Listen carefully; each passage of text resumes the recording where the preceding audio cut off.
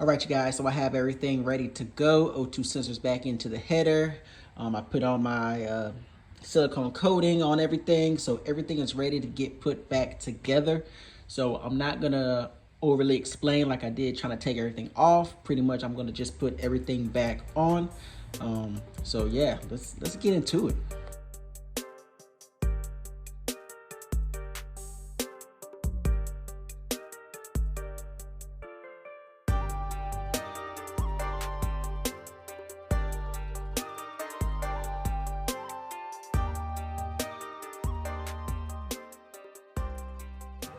All right, you guys, so I've got the little bolts in there threaded.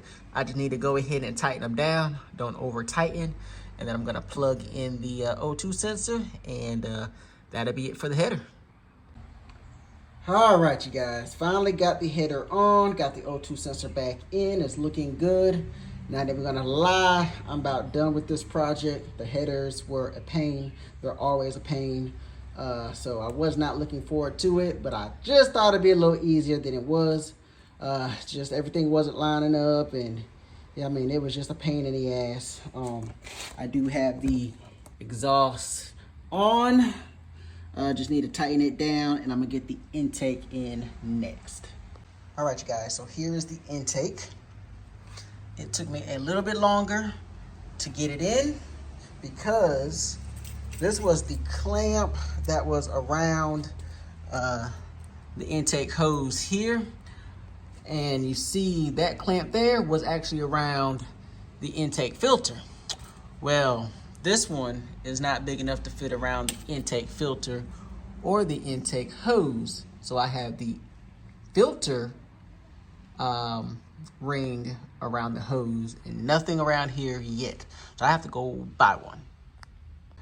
So I really didn't get into the installation of this because pretty much at this point, I'm about frustrated as all can get out with this project. I mean, the headers, anything that could go wrong with the headers went wrong. So it took me a while to get the headers on. Once I finally got those on, getting the exhaust over here on, and even with that, the springs are a pain in the butt yet again. So as far as the intake though, as far as the install, you see you have your flex hose here. Smaller size goes where the throttle body is. So it goes here. You got the bigger side that goes around the actual intake pipe. You just go ahead and close off the clamp to tighten it there. You get your other clamp, you tighten it there. Come all the way around. They provide a bracket for you. So you'll use an OEM, one of your OEM bolts, you'll put it there. You got the bracket. You get this hardware here, and then you put on your filter. Very simple install. However, if things don't go right, then of course your install is going to be a little fucked up. So it's taking me a while to get to it, but we've got the headers in, we got the exhaust pipe on, we just need to get the springs on. We got the intake on, so we're almost at the point where we can start the bike up, but we got a little bit more work to go. All right, you guys, it's been a very long process. Finally have everything put back together.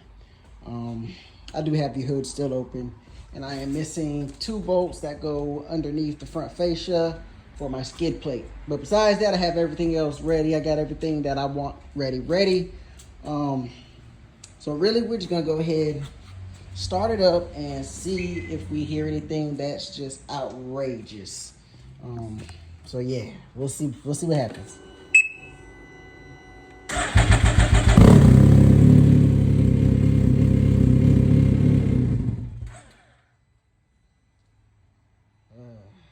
All right, you guys, after this long and intensive process, we are done. I got everything back in its place.